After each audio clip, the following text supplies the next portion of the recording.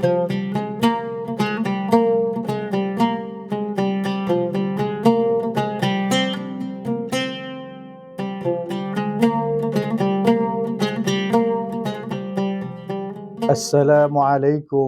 warahmatullahi wabarakatuh. Alhamdulillahi rabbil alamin. Wal aqibatu lil muttaqin. Wala udwana illa 'alal zalimin. Ashhadu an la ilaha illallah wa ashhadu anna Muhammadan 'abduhu wa rasuluh. Allahumma salli wa sallim ala nabiyyina Muhammadin wa ala alihi wa ashabihi wa man tabi'ahum bi ihsanin ila yaumil qiyamah. Ma sya'allahu kan wa ma lam yasha' lam yakun, la haula wa la quwwata illa billah. Qala Allah Ta'ala fil Qur'anil Karim, a'udzu billahi minasy syaithanir rajim. Ya ayyuhalladzina amanu kutiba 'alaikumus syiyam kama kutiba 'alal ladzina min qablikum la'allakum tattaqun. Shadaqallahul azim. Para pemirsa Riyasah TV yang dirahmati Allah. Alhamdulillah, hanya dengan karunia Allah Subhanahu wa taala kita masih diberi kenikmatan, diberi kesempatan untuk bisa melaksanakan ibadah puasa bulan Ramadan di tahun ini. Mudah-mudahan dengan sisa waktu yang masih ada, kita diberi kekuatan untuk bisa mengisinya dengan berbagai macam nilai ibadah. Karena ibadah yang kita lakukan di bulan Ramadan akan dilipat gandakan pahalanya oleh Allah Subhanahu wa ta'ala. Para pemirsa Riyasah TV yang dirahmati Allah. Sikap hidup seseorang itu dibentuk oleh keyakinan yang dimilikinya. Sebagai seorang muslim, keyakinan kita berpatri pada dua kalimat syahadat. Asyhadu an la ilaha illallah wa asyhadu anna Muhammadar Rasulullah. Kalimat ini membentuk perilaku kehidupan. Artinya, itulah sebuah ikrar yang kita ucapkan.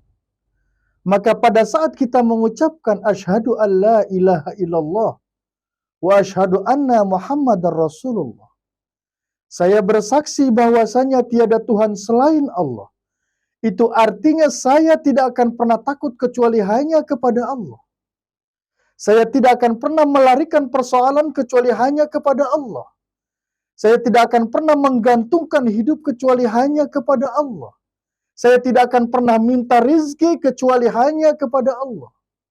Berurat dan berakar di dalam kepribadian ini yang kemudian mewarnai gerak langkah kehidupan kita. Kita biasanya di zaman sekarang ini fasih betul mengucapkan dua kalimat syahadat.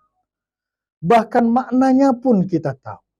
Tetapi konsekuensi daripada kalimat ini yang sering kita abaikan. Oleh karena itu di bulan Ramadan ini, marilah kita kuatkan kepribadian kita dengan puasa yang kita lakukan. Menguatkan kepribadian kita yang kemudian mewarnai gerak langkah kehidupan kita. Karena di bulan Ramadan ini, kesempatan kita untuk meningkatkan kualitas ibadah kita kepada Allah Subhanahu wa ta'ala. Kesempatan kita untuk mendekatkan diri kita kepada Allah Subhanahu wa ta'ala. Dengan ikrar yang kita ucapkan, disertai dengan puasa yang kita laksanakan, membentuk kepribadian kita, yang kemudian kita dapat mewarnai dalam gerak langkah kehidupan kita. Karena di dalam bulan Ramadan banyak sekali keistimewaan-keistimewaan yang Allah turunkan di bulan Ramadan. Keberkahan-keberkahan yang Allah turunkan di bulan Ramadan. Dalam pertemuan yang lalu kita sempat membicarakan dua keistimewaan yang Allah turunkan di bulan Ramadan. Di antaranya yang pertama, bahwa bulan Ramadan adalah tempat di mana pertama kali diturunkannya ayat-ayat suci Al-Quran. sebagai petunjuk dan penjelasan bagi manusia. Kemudian yang kedua, bahwa yang diajak dan dipanggil untuk melaksanakan ibadah puasa adalah orang-orang yang beriman, yang memiliki keimanan yang paling dalam, yang tumbuh dari hati nurani yang paling dalam untuk melaksanakan ibadah puasa. Karena melaksanakan ibadah puasa bukan sekedar hanya menggugurkan kewajiban, ataupun bukan sekedar hanya melakukan ritual ibadah semata-mata, tetapi nanti pada endingnya la'allakum tattaqun, agar kamu menjadi orang-orang yang bertakwa.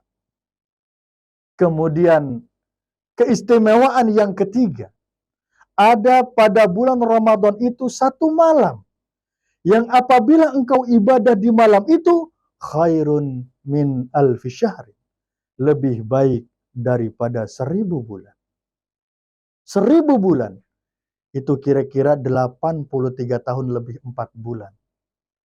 Dan orang yang ibadah di malam itu lebih baik daripada ibadah 83 tahun.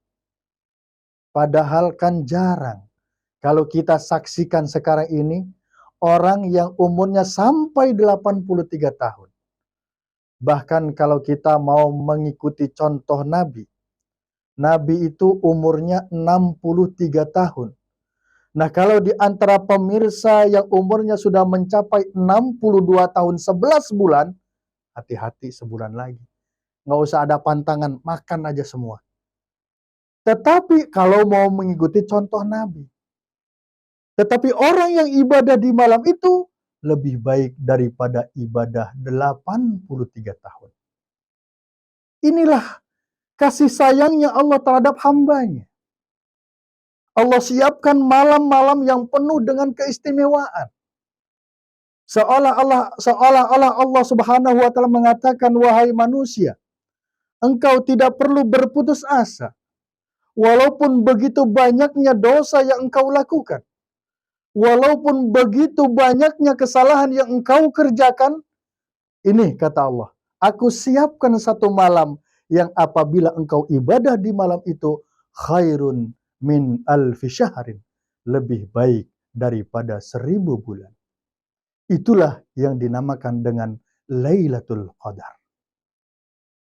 Kapan sih Lailatul Qadar itu adanya? Menurut Al-Imamul Ghazali, bahwa Lailatul Qadar itu adanya pada malam 10 yang akhir di bulan Ramadan, terutama pada malam-malam yang ganjil. Ketika kita ingin mendapatkan malam Lailatul Qadar itu, maka kita harus sudah berjaga-jaga sejak awal Ramadan.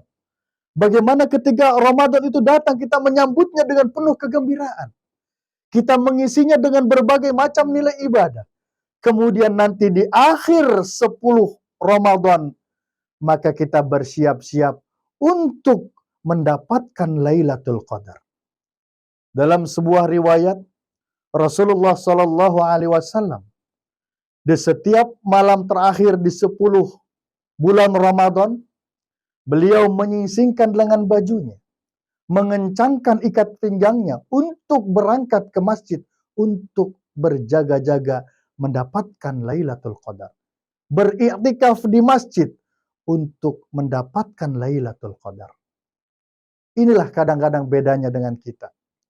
Biasanya kalau kita di 10 malam terakhir di bulan Ramadan, mendekati Lebaran, kita menyingsingkan lengan baju, mengencangkan ikat pinggang, lalu berangkat ke pasar untuk mencari diskon-diskon.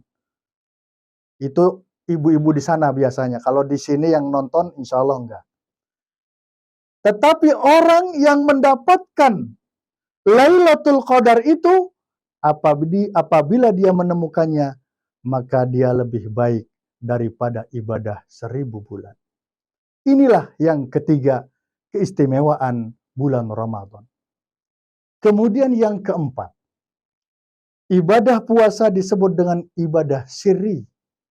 Ibadah yang abstrak, ibadah yang tidak kelihatan. Sehingga ibadah puasa itu sulit sekali terkena dengan penyakit riya. Mungkin kalau kita melaksanakan sholat masih berharap kita dilihat orang. Kita melaksanakan membayar zakat masih berharap kita dilihat orang. kita berinfak, kita bersedekah, masih berharap kita dilihat orang.